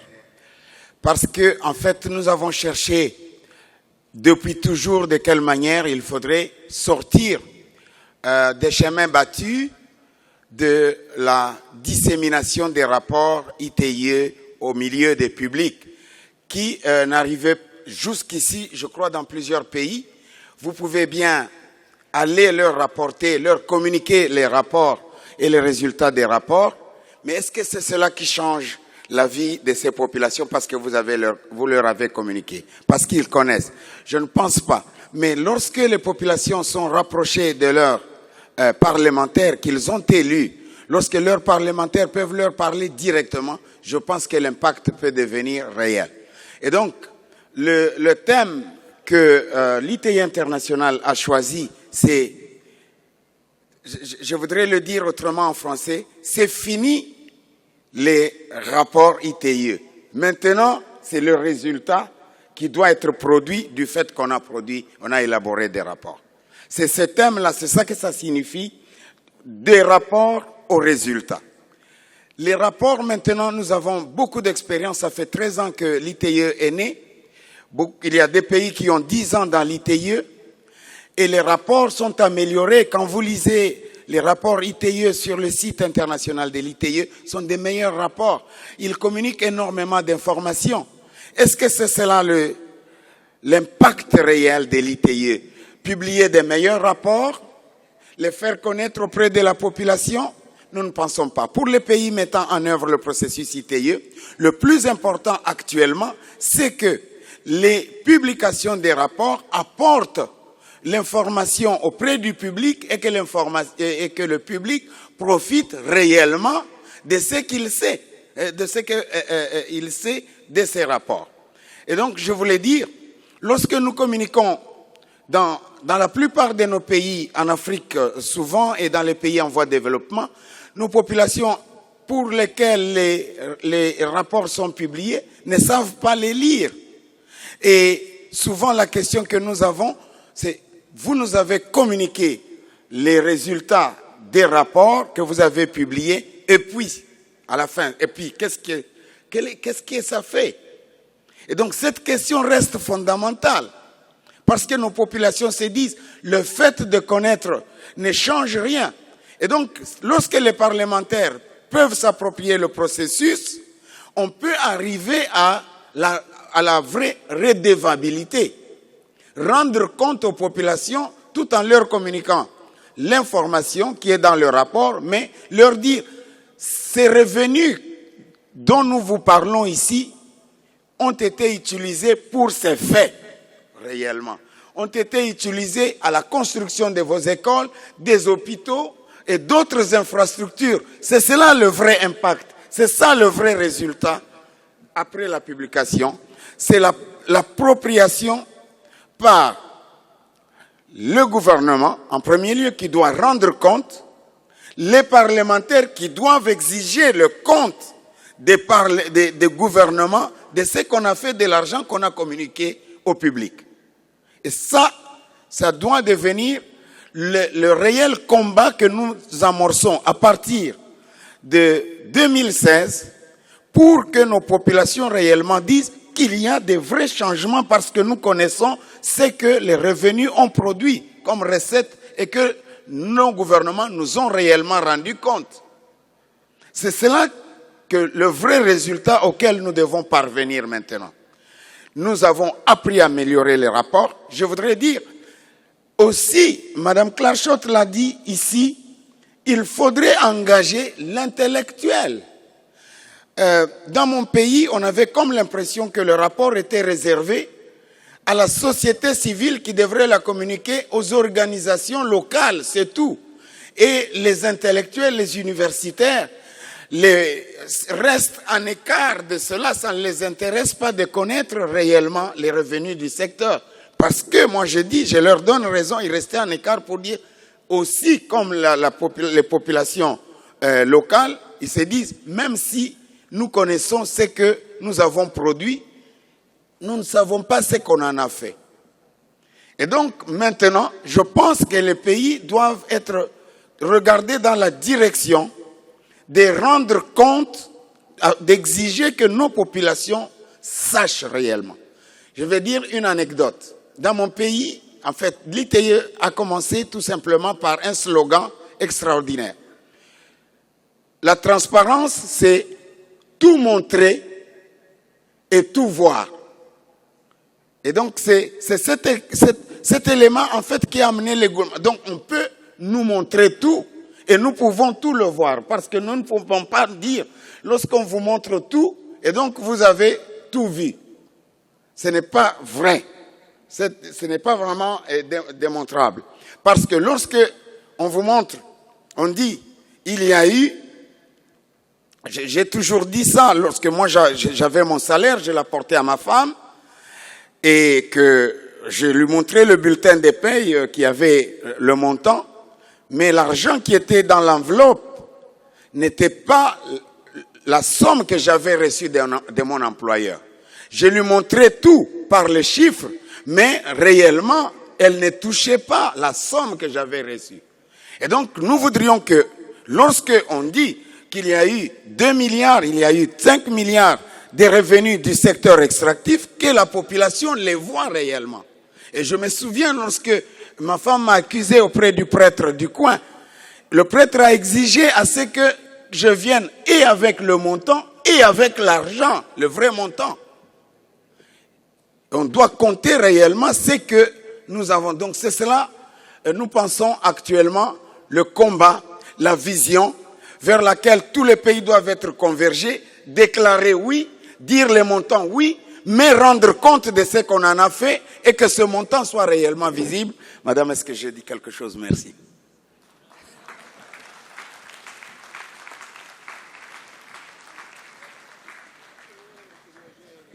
Thank you, Professor Mack. He always has great passion. He really believes in using the information to get reform in the Democratic Republic of Congo, where people do deserve a better life.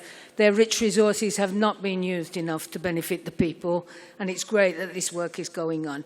Our next speaker is Faith Nawadishi. She's a civil society representative from Nigeria. She sat on the retiring board, and she's been elected to serve on the new board, and as you all probably know, Nigeria's EITI has been exemplary in exposing where money went missing and how things could be improved, and now they have a new government which is using the EITI reports to help drive reform in the sector. So the achievements in Nigeria are extraordinary. Of course, the reform effort is difficult, and Faith has been a great contributor to the work of the board. Faith, please.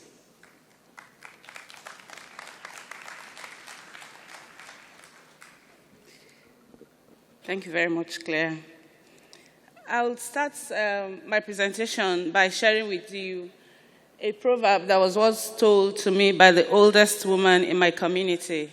She's about 120 years old, and she says, it's easier to remove a stain on your clothes by keeping it in the sun rather than using chemicals in dark rooms.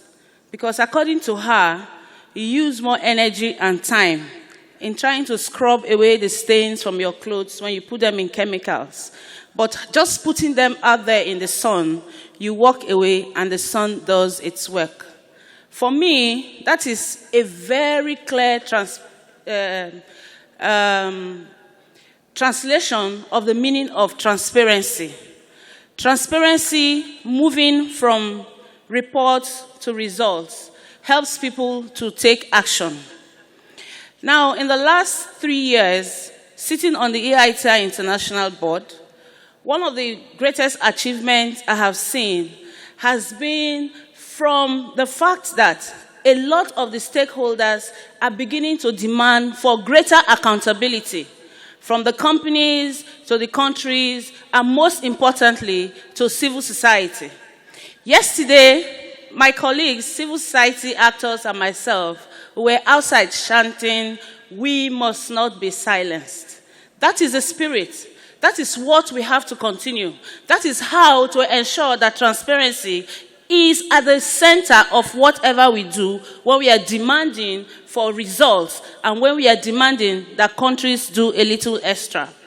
And one of those little extra things that the board has demanded for countries to do is to mainstream transparency into existing government systems.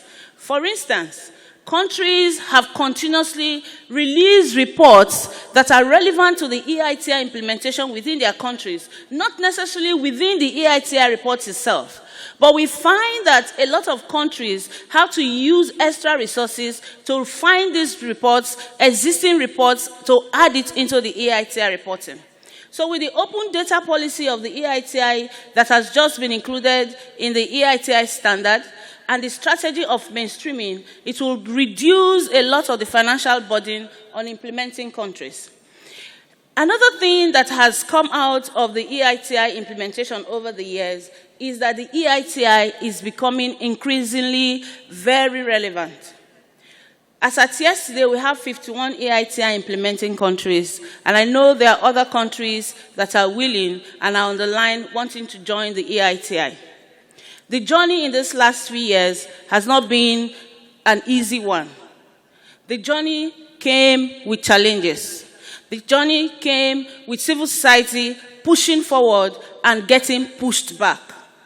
But I'm proud that as a member of the civil society constituency on the EITI board, we did not lose faith.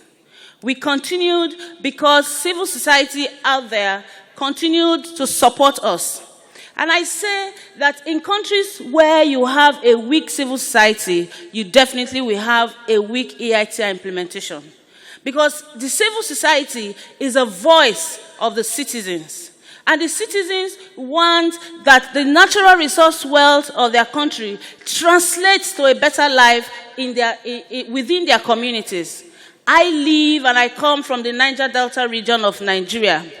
I have grown up to see that within my community, where there's huge natural resource deposits, I hardly ever get to know what happens until the EITI came to Nigeria.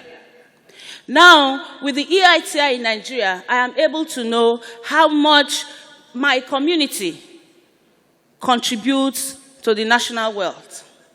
And with a new report that was also issued by Nigeria called the Fiscal Allocation and Statutory Disbursement, I'm able to also find out where that money goes. And this is information that is readily available to civil society. So part of what we have to do going forward is to forge a stronger front, be determined in what we do, build our capacities in such a way that we understand the reports that are coming. And I tell you, in the next 5-10 years, people will begin to see better benefits from implementing the AITI. A lot of people have asked, what do I stand to gain if my country implements AITI?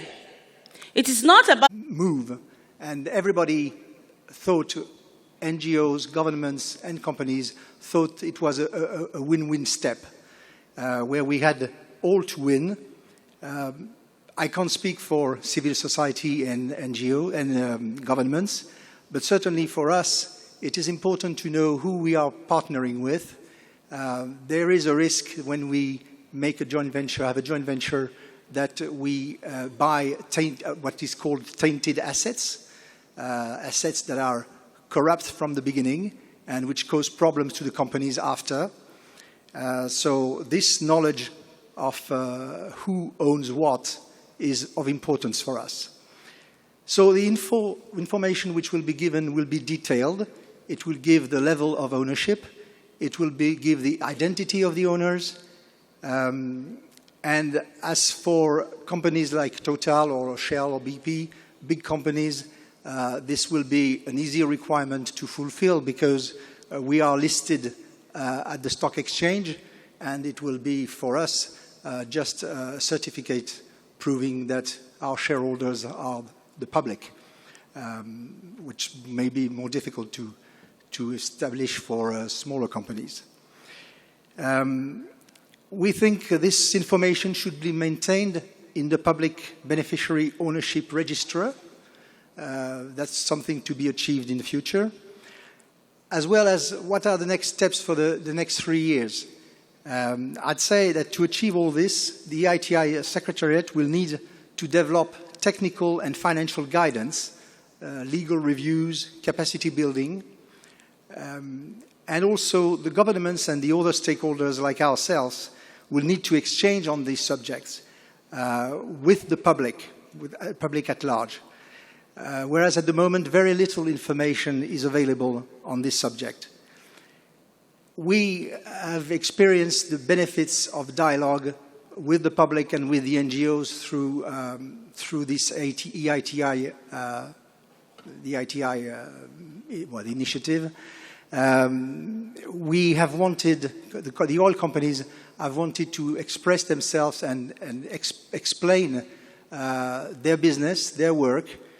We've organized for some sessions of training that took place in Naypyidaw, in Myanmar, as well as in Abidjan, Ivory Coast, where we were explaining for 2 days or 1 day sometime to civil society what our job was about, and so that we can understand one another better, know one another better from this experience, and understand our respective expectations. And that's also what we're doing through this, with complying with the beneficiary ownership measures. Thank you.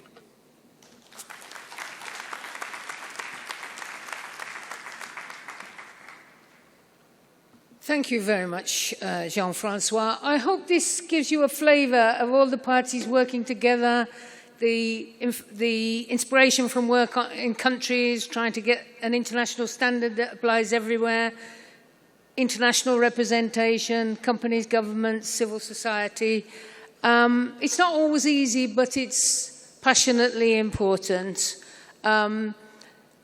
The board works well, the major work is in countries, the board creates a regulatory system that is then applied. And you've been very patient this morning. I just want to finish up by drawing to your attention the 4 challenges for the future that I've contributed to the progress report that is before you.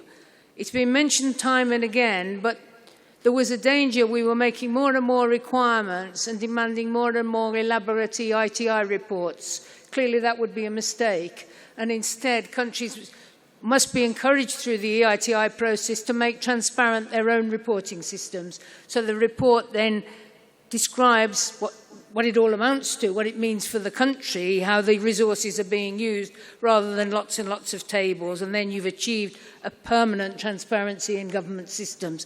I think that must be more emphasis for the next phase of the work. Secondly, as somebody quoted the figures, lots of EITI reports make recommendations for things that could be changed, but the Secretariat did a review about how many of those recommendations had been implemented, and it was shockingly low. And so there is now a requirement brought into the standard to ask countries to report on, has there been progress in turning recommendations into action? Obviously, the multi-stakeholder group in country doesn't have the power to force the parliament and the government to do everything that they say, but there should be more pressure to look at whether progress has been made in turning recommendations into reforms rather than just putting them into the EITI report and that being seen as a sufficient progress. The third is the point that Jean-Francois has just talked so importantly about: who are the people who own the companies? And can we be sure that they're operating properly, that the taxes are being properly paid, that there's no shenanigans in who owns what and front people owning licenses who really belong to someone else? All elements on the board and across the world have agreed we must make progress on this. And we've, as has just been described, made a rule that every country must come forward with a roadmap to how they're going to do it, and then by 2020 be reporting. But this is going to be very tough. Lots of countries don't have the records. It's not going to be simple. It's very, very important. Everyone agrees it's important, but it's going to be tough, and countries will need support, and the board will need to interpret the experience and help countries to make progress. And last but not least, I think it's really important that in the governance at an international level of the EITI, the voice of implementing countries is stronger. We've now got 50 countries. We've just agreed to increase the number of their representation on the board, and they have made progress recently in coordinating in order to say, come on, we're the real people working on the ground. We know what these rules mean. Listen to our voice before you bring in some other requirement that it's too difficult for us to implement. So we've strengthened the representation of implementing countries, but I think a focus on making sure that the voices are coming up from the reality on the ground and not down to telling countries what to do is very important, and we need to do more about that. But can I thank you for your attention? This has been quite a long session. I hope it's given you a real flavour beyond the slogans of transparency into the reality of what the EITI means. We've had these exemplary stars sitting here on the front row who've had our awards, who show what can be done using the system. And the report from our board members just shows all the work that goes into it. Thank you all. Thank you to the board. Thank you to our speakers. Much more to do, but we have made some progress. Thanks a lot.